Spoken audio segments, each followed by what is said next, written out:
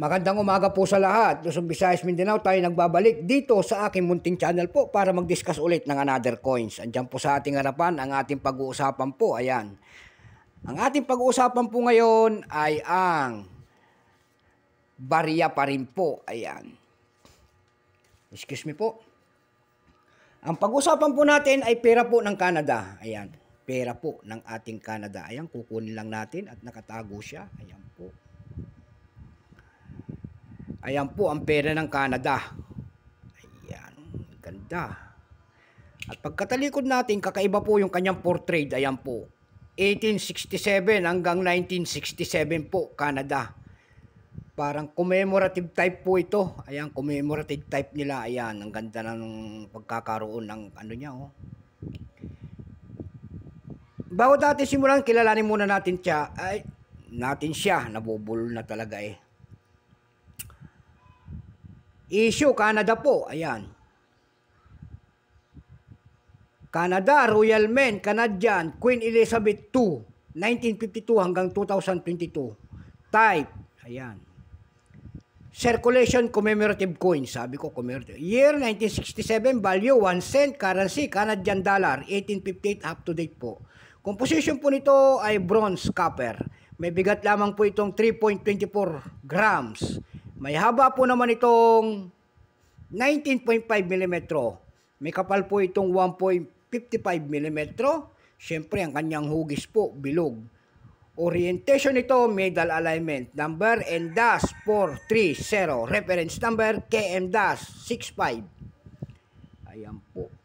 Ito po ay, kaya pala inilabas ito, kung tawagin nila ay 37 years age of Queen Elizabeth II. Ayan, kaya inilabas nila ang commemorative type na ito.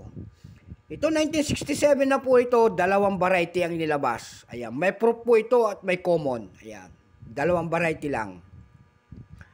Itong atin sigurado common to. Ayan.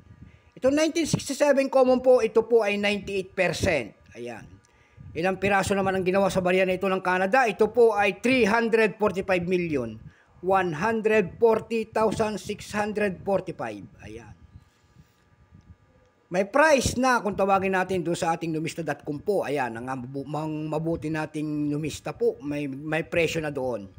Yung kanyang very fine, 17. Extra fine, 19. Almost uncirculated, 30. Uncirculated nito ay 41 pesos only. Dako naman tayo doon sa ating 1967 proof. 3% lamang po. Ayan, no mintage. Ayan, walang piraso kung ilang ginawa ng Canada sa barya na yon. Pero may price na. Yung kanyang uncirculated po ay 100 pesos. Ayan, so titignan natin kung magkano talaga ang kanyang selling doon sa mga numista natin. Ayan, ito naman ang ating pakay. Kaya tayo nagbablog sa mga kahit sinatawag nilang mga coins natin. At ito naman po ay hindi natin yung iba po rito ay common. Ayan po. So, ang mahal lamang po natin binibili yung mga silver at saka mga hard to find, semi-hard to find, yung may mga presyo po. Ayan. Maliwanag.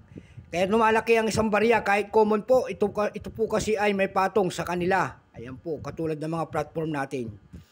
Kaya lumalaki ang kanyang mga presyo. Doon sa ating numista.com po, may nagpe-presyo na nito ng $7.87.